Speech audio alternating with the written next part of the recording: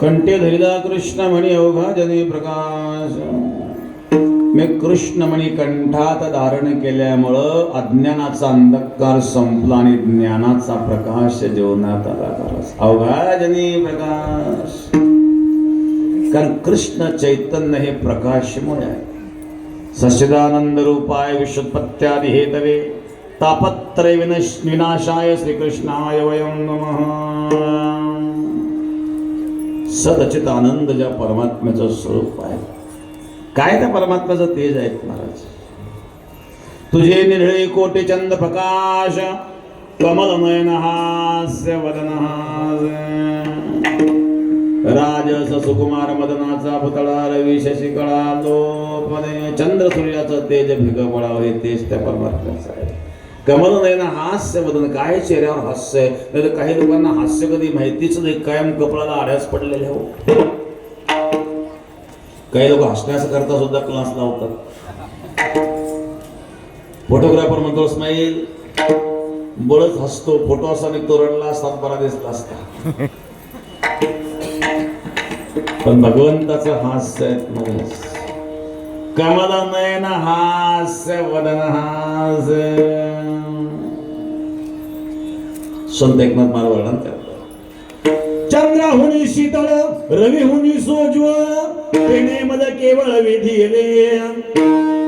सूर्याचं तेज कमी पडावं, चंद्राची शीतलता कमी पडावं. अमृताहुनी स्वादो, गगनाहुनी मृदू, रूपे विण आनंदो देखील. अमृताचा स्वाद कमी पडतो, आकाशाची मृदुता कमी पडते, आणि रूपे विण आनंद देखील आवमाय. रूप नसतानाही त्याला मी पाहिलं. काय त्या परमात्म्याचं स्वरूप आहे. संकालिकांना वेळ लागावा मला, येत संकालिक वेळ दिसे, शुकालिकांना वेळ लागावं. नाना रंभे नाही रूपे, शुके नुटीजे कंदर्पे, का भस्मे वन्योद्दिपे हृदय जीवे. रंभेचं रूप ज्या शुकाचार्यांना मोहित करू शकलं नाही, ते शुकाचार्य कृष्णाच्या रूपाला मोहित होतात. मास काय ते मतलब. भीष्माचार्य जेव्हा भगवान कृष्णाच्या स्वरूपाचे वर्णन करतात, श्रीमद भागवत भीष्म स्तुतीमध्ये फार सुंदर वर्णन आहे. त्रिभुवन कमलं कमालवरणं, रविकर गौरवांबरं दधाने, वपुरलकुला मृतानाब्जं, विजय भगे रतिरजुमे नवद्या.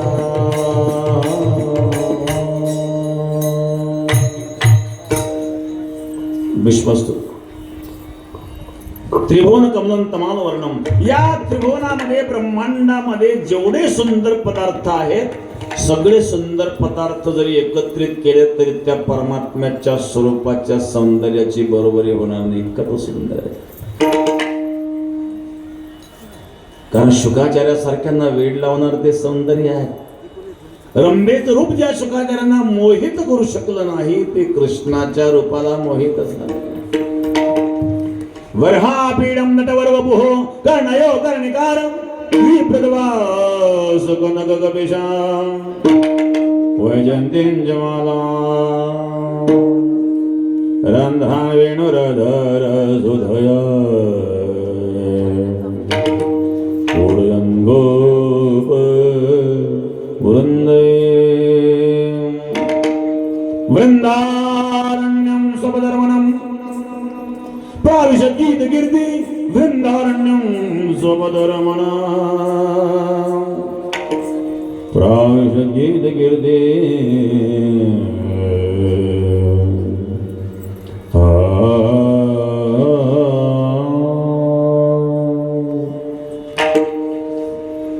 रंगमंचावर शोभणाऱ्या नटाप्रमाणे सुंदर दिसणारा नटवरवपू, कानात कनेराची फुले, गळ्यात वैजयंती माळ, हातात पाशवी आहे.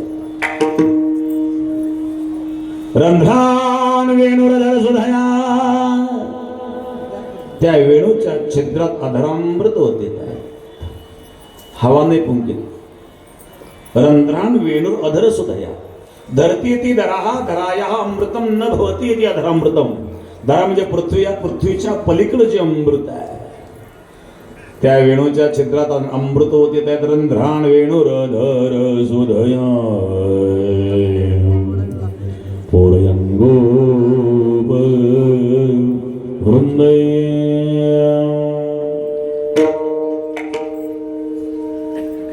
वृन्दारण्यं स्वपदरमणं प्राविशत् गीतकीर्ति वृन्दारण्यं स्वपदरमणा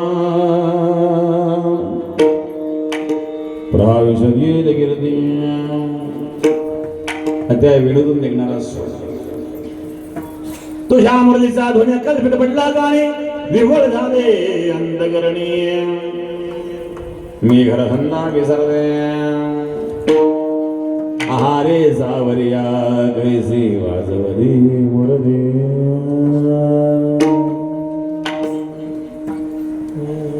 मुरली नव्हे केवळ बाण, तेने माझा हिला प्राण संसार केला दाना देना. देवनी हृदय धन्य काय वेणू आहे. गोविंद वेणू म्हणून मत्तमय नृत्यम, साधारण वेणू नाही आहे. सुरदास महाराजांनी या वेणूचं फार सुंदर वर्णन केलं बरं. बासुरी बजाए आज रंग से मुरारी, बासुरी बजाए आज रंग से मुरारी, बासुरी बजाए रंग से मुरारी. शिव समाधि भूल गए उस मन की नारी, वेद पढ़त ब्रह्मा हुए हुए ब्रह्मचारी. बांसुरी बजाए आज रंग से मुरारी, बांसुरी बजाए बांसुरी बजाए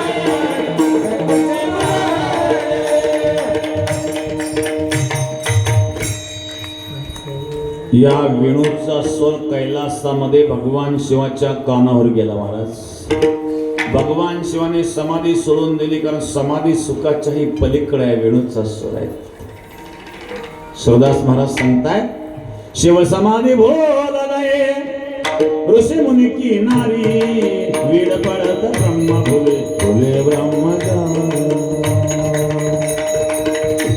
ब्रह्मदेवाच्या हातातले वेद गळून पडले महाराज. रंभा समताल चुकी मुली मुक्तकारी, यमुना जल उलटी भयो शोभा आज भारी.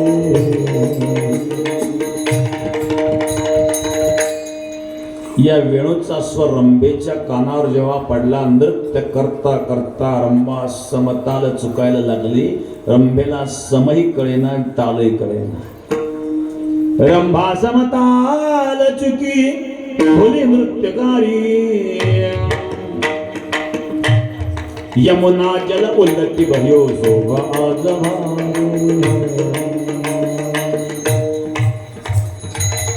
यमुना उलटी व्हायला लागली यमुना जल स्थिर स्थिर वाहे रवी मंडळ चालता स्तब्ध होय शेषखोर मोरा चकित राहे बाळा स्पंदेव सर्वे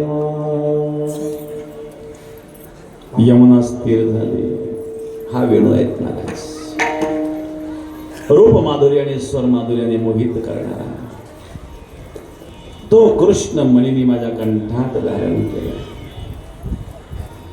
कर्षेते ती कृष्ण ज्याच्यामध्ये आकर्षण आहे त्याला कृष्ण म्हणतात बरं कृष्ण वर्णाश्रमे अस्मात् तस्मात् कृष्ण प्रकटितः कृष्ण म्हणजे काळा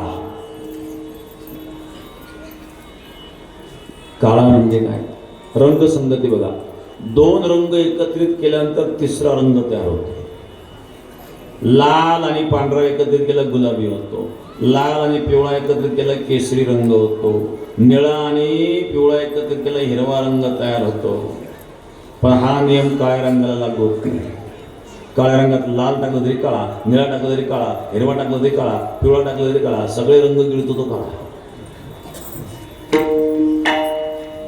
मग कोर्टात गेल्यावर उकिलाच्या अंगावर काळा कोट असतो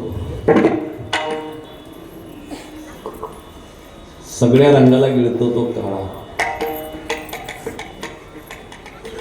तसं कृष्ण भक्ताचे सगळे पाप गिळून टाकतो तो काळा कृष्ण भजे व्रजे गमंडनम समस्त पाप खंडन सभक्त चित्तरंजन सदैव नंदनंदन सदैव नंदनंदन सदैव सुगुच्छ मस्तकं सुनाद वेणुहस्तकं अनंग रंग सागर नमामि कृष्ण नागर नमामि कृष्ण नागर नमामि कृष्ण नागर नमामि कृष्ण समस्त पाप खंडनम भक्ताच्या पापाचं खंडन करतो तो कृष्ण कृष्ण वर्णाश्रमे अस्मात् तस्मात् कृष्ण प्रकृतितः कंठी धरिला कृष्ण मणी मी कृष्णमणी कंठात धारण केला आहे त्याचा परिणाम अवघा जने प्रकाश माझ्या जीवनातला अज्ञानाचा अंधकार संपला ज्ञानाचा प्रकाश जीवनामध्ये आला आणि या ज्ञानाच्या प्रकाशात काला वाटायचा आहे बरं का तो एकट्याने खायचं नसून एकमेकाला वाटायचा आहे द्वितीय चरण